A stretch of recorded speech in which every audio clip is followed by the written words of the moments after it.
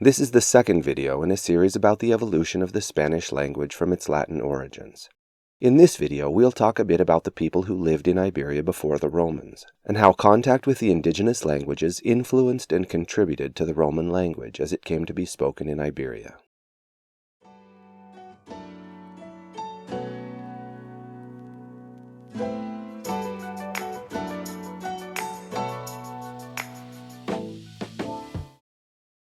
When we say Iberia, we're referring to this peninsula in southwestern Europe, today mostly occupied by the countries of Spain and Portugal.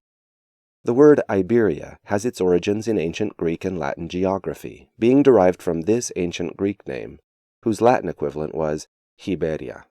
The name is thought to be derived from the ancient name for the Ebro River. The Romans began colonizing the Iberian Peninsula shortly after their arrival in 218 BC, during the Second Punic War.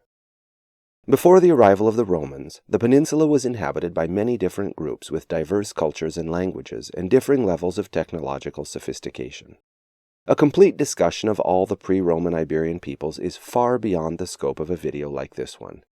In order to keep this concise and accessible, I'm considering all the groups or tribes that shared some cultural, linguistic, or social characteristics with the Celtic peoples to be Celtic. Same for those groups I'm labeling Iberian.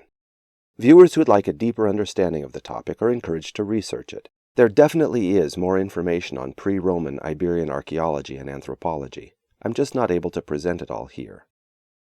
It's generally agreed that the people we refer to as the Iberians emerged from the blending of populations that were indigenous to the peninsula with a variety of settlers who arrived from other parts of the Mediterranean during the Iron Age, such as the Phoenicians, Greeks, and Carthaginians.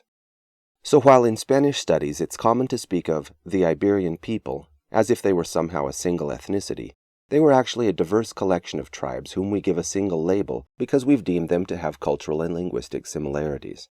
In reality, they undoubtedly identified themselves with their individual tribes or communities and didn't identify with any larger Iberian identity. The Iberian people were not as technologically advanced or well organized as the Roman civilization, but they had developed metalworking, agriculture, and complex social structures. The Iberian language remains an unclassified Indo-European language, of course blended with elements of Phoenician, Greek, and Carthaginian. Interestingly, some Iberian tribes had their own writing systems, which we collectively refer to as Iberian script, which was derived from Phoenician and Greek alphabets. Because there aren't a lot of surviving samples of Iberian writing, and because the samples themselves are quite brief, the language remains only partly deciphered. During the Late Bronze Age and Early Iron Age, Celtic people migrated out of Central Europe to many other parts of Europe. In around the 6th century BC, groups of Celtic people migrated across the Pyrenees and gradually settled in the northwestern and western parts of the Iberian Peninsula. These pre-Roman Iberian Celts were advanced metalworkers, crafting tools, weapons, and decorative items. They were also farmers and traders. Celtic society on the Iberian Peninsula was tribal, with each tribe governed by a chieftain or king. The Celts were known for their warrior culture with strong emphasis on individual heroism and bravery in battle. There are surviving examples of written language from the Iberian Celts in the form of inscriptions on monuments, pottery, and metalwork. However, the Celts didn't invent their own writing system. Instead, they adapted writing systems from other groups they came in contact with. Before the arrival of the Romans, different Celtic tribes used variations of Iberian script. Still, most of what we know about the Iberian Celtic language comes from the Romans, who documented some aspects of Celtic culture and language during their conquest and colonization of the Iberian Peninsula, and comparative study of modern Celtic languages, such as Irish, Scottish Gaelic, Welsh, and Breton. By comparing the vocabulary, grammar, and phonetics of these modern languages, linguists can reconstruct aspects of the ancestral Celtic language and make inferences about the language spoken by the Iberian Celts. We use the term Celtiberians to refer to tribes of people who were a fusion of Celtic and Iberian people, who inhabited central, eastern, and northern regions of the Iberian Peninsula. Not at all surprisingly, this cultural blending gave rise to societies with elements from both the Celtic and Iberian cultures. Scholars have categorized the Celtiberian language as a Celtic language, based in part on inscriptions found throughout their territories, which date from the 2nd century BC to the 1st century AD. The inscriptions were made using a variant of Iberian script, which, as I mentioned, has only been partly deciphered. The Vascones were a pre-Roman people who lived in the Western Pyrenees in what's now the Basque Country in Spain and France. The origins of the Vascones are not entirely clear, but it's believed that they were an indigenous people who lived in the region since the Stone Age. Their language, culture, and origins are distinct from those of the surrounding Celtic and Iberian peoples. The modern Basque people of Spain are the descendants of the ancient Vascones, and the Basque language, Euskara, is a direct continuation of the Vasconic language. Despite centuries of political and cultural changes, the Basque people have managed to maintain their distinct identity and language, making them one of the oldest ethnic groups in Europe. Vasconic is a linguistic isolate, meaning it has no known connections to other languages. Pre-Roman Vasconic was not a written language, so our understanding of it comes primarily from place names and personal names and linguistic analysis of the modern Basque language. In the 3rd century BC, the Roman Republic was in a phase of expansion and consolidation of power. The Republic had already established itself as the dominant power in the Italian peninsula through a series of wars and conquests, and had established a presence in Sicily, Corsica, and Sardinia.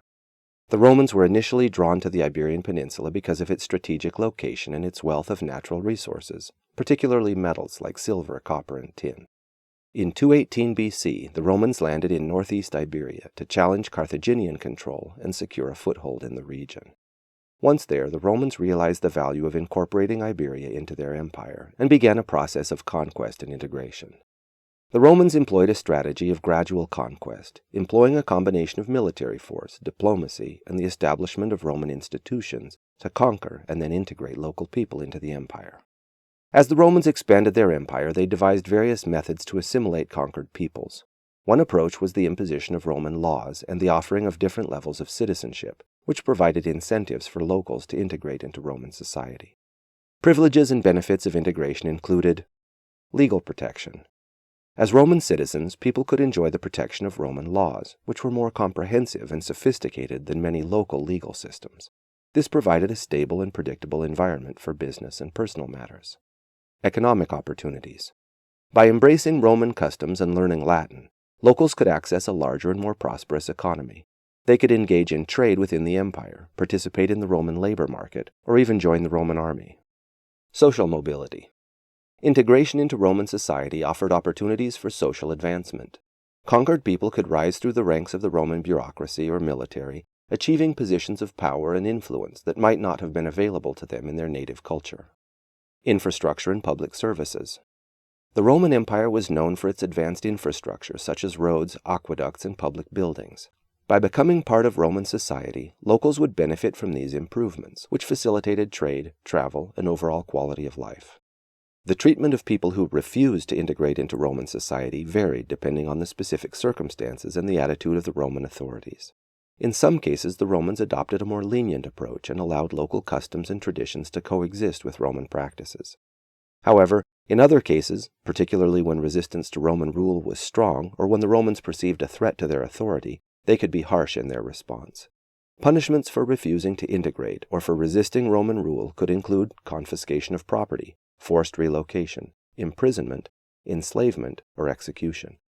When faced with significant resistance or rebellion, the Romans were not hesitant to use their military might to suppress opposition. This could result in the destruction of entire towns or cities, as well as the death or enslavement of their inhabitants. By means of these incentives and punishments, the Romans managed to achieve full territorial control over Iberia by about 19 BC. The process of assimilation of local cultures and the adoption of Roman language and customs was more gradual and varied across the region. Urban centers, particularly those founded by the Romans or granted the status of Roman colonies, tended to become Romanized more quickly. By the end of the 1st century AD, Romanization was well underway, with Latin becoming the dominant language and the majority of the population being exposed to Roman culture, laws, and institutions. It can be said that Iberia was never completely Romanized, since the Vascones retained their native language and have held on to it to today. But by the 2nd or 3rd century AD, most of the Iberian Peninsula had been fully integrated into the Roman Empire. There is limited evidence for any specifics about differences in grammar or pronunciation of the Latin language as it was spoken in Iberia, but there must have been some. The expansion of the Roman Empire here was mainly due to the assimilation of conquered people, and not large migrations of Romans to Iberia. Certainly, people came to Iberia from other parts of the empire, but a majority of Romans in Iberia were conquered peoples and their descendants. The local people would have learned the Latin language imperfectly, as all second language learners do, and then passed along that imperfect version to subsequent generations. So from the very beginning, Romanized Iberians would have undoubtedly spoken the Latin language with a peculiar accent and some novel grammar elements.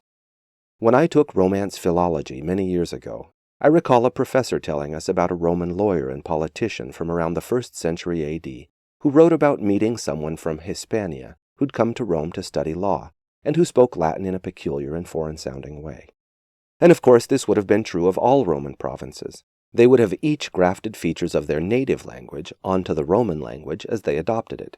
And not surprisingly, Romans from Rome observed and commented on the foreign-sounding speech of people from the provinces. Here's a quote from the Roman orator Cicero. "Consequently, as there is a particular accent peculiar to the Roman people and to our city, involving no possibility of stumbling or causing offense or unpleasantness or objection, no note or flavor of provincialism, let us make this accent our model and learn to avoid not only rustic roughness, but also provincial insolence." In other words, the people of Rome speak Latin properly, and the people of the provinces speak it in a way that's rough-sounding and foreign. Again, we don't know for sure how the pronunciation of Spain differed from the pronunciation of Rome in the first few centuries after colonization, but we know that it must have been different. Now, one area where we do have evidence about how the Roman language was spoken differently in Iberia is vocabulary. Whenever speakers of one language adopt and transition to a different language, they can't help but graft vocabulary from their native language onto their new language, and given time, vocabulary from the one becomes common usage in the other. And this undoubtedly happened with the indigenous languages and the Latin language in Iberia. There are still words found in the Spanish vocabulary of today that originate with the indigenous languages of Iberia 2 millennia ago, and there are undoubtedly many more that have been lost to time.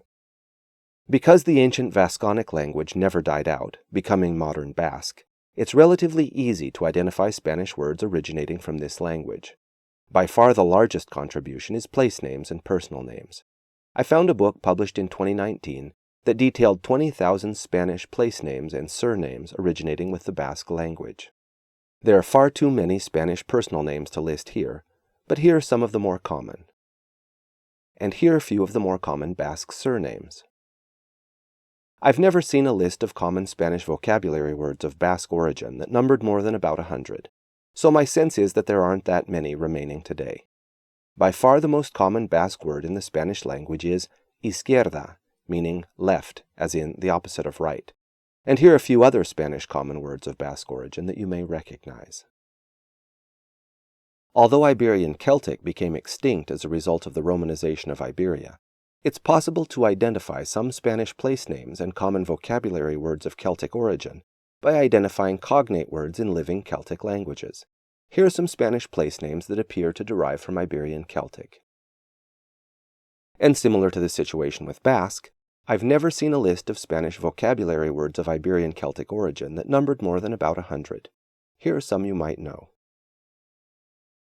The Iberian language died out at around the same time as the Iberian Celtic language, but unlike Iberian Celtic, there are no documented or surviving languages of the same family as Iberian.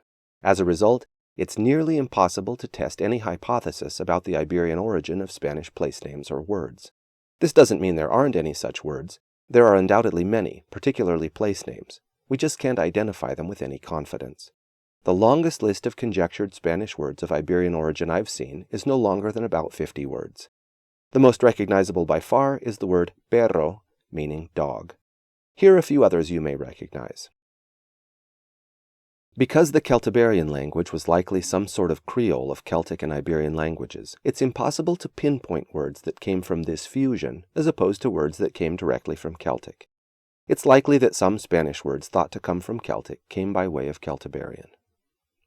Alright, so in this video we talked a bit about the pre-Roman inhabitants of Iberia, the Romanization of Iberia, and how contact with the indigenous languages of Iberia likely influenced the Latin language as it was spoken there.